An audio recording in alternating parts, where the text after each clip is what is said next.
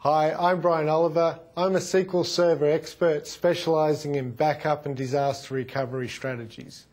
Today I'm going to talk to you about tools for SQL Server Heroes, and specifically Replay App Image, which is more than just backup. Today's overview is I'm going to look at challenges facing SQL Server DBAs, backup best practices, backup pitfalls, and resources in QA, and then we'll have a short demonstration on Replay App Image. Today's challenges: increasingly more complex systems, leading to increased management costs and more complexity in restoring these systems. Data volumes and users continue to grow, so increasing storage requirements, both at the initial data level and at the backup level. And data center consolidation and virtualization. More and more companies are wanting to virtualize their servers, whether they be SQL servers, Exchange servers, file servers. Companies see this as a way to reduce costs by going down the virtualization path. And we need to be more attuned with the benefits of virtualization. So with our complex systems, we have high-cost strategies for disaster recovery and high availability. We have clustering. Clustering enables us to make sure that if hardware fails on a physical SQL Server box, that it will actually swap over to the other side, which is an exact replica of that physical box, so that the system keeps on running. We have replication, both physical, SAN, and virtual. We have mirroring, so synchronous and asynchronous mirroring. And we have log shipping. Log shipping enables a DBA to log ship a particular database from server A to server B, normally across the WAN, which when we have a disaster recovery situation means that we can actually log on to our standby server, bring our standby server online, and start that SQL Server up as the new production server. So increasing storage, more data leads to higher backup costs. We're finding that SQL Server databases are growing at a tremendous amount. Microsoft are actually even stating that they believe that they'll have a SQL Server with a petabyte of data by the year 2011. We're seeing more and more systems have hundreds of terabytes and tens of terabytes than we were 10 years ago.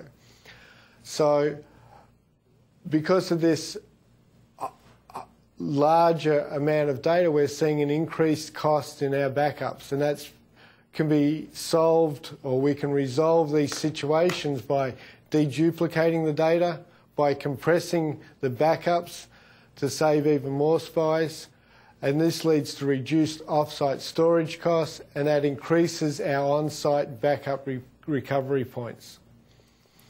Consolidation, reducing the number of servers. So virtualizing existing servers, migrating databases, multi-instance support on a server. In 2005, Microsoft enabled us to actually run multiple instances of SQL Server on one particular server. So no longer do we actually have to have virtualized servers. We can actually have virtual instances, or an instance of SQL Server running multiple times on one particular server. Or we can go down the virtualized path where we actually put virtualized OS and an instance of SQL Server on that virtualized OS multiple times on one box. And this is excellent technology, especially if This SQL Server, when we first put it on this virtual image, has 10 users, and in 12 months' time it now has 100 users. We can actually then copy that virtual server off that particular instance, move it to a new server, and host that virtual server there. Virtualizing is also great for development and testing. We can use our virtual servers for testing of our databases, testing of upgrades, testing of applying hot fixes and service packs.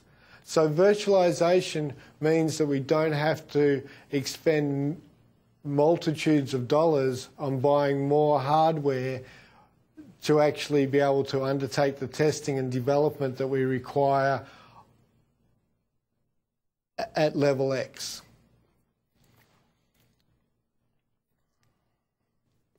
Log shipping.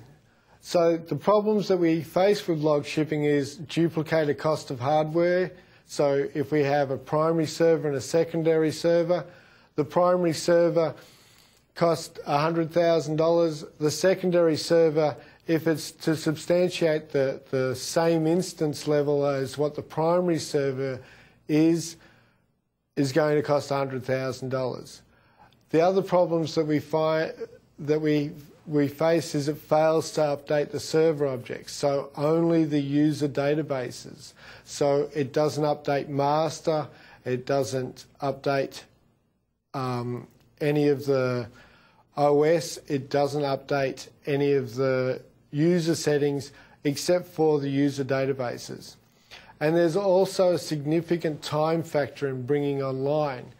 In my experience, most of the log shipping servers to actually fail over from the primary to the secondary server takes between 30 minutes to 90 minutes to actually successfully bring the secondary server online as the new production server. And this is based upon going to a plan. So for those people who log ship without actually having a restore plan or a restore guide, we'll actually find it to be significantly longer.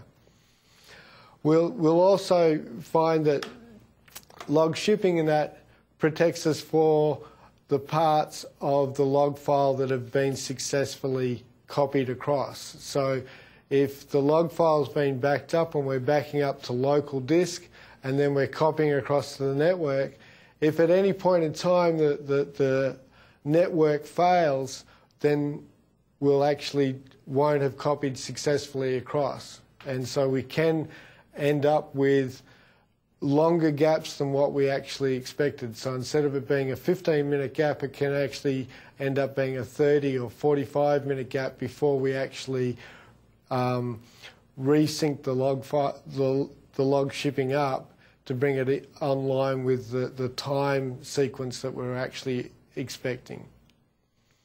Clustering.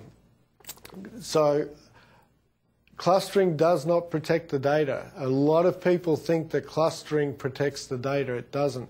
The data is still a single storage data. So we can see here that we have our network shares.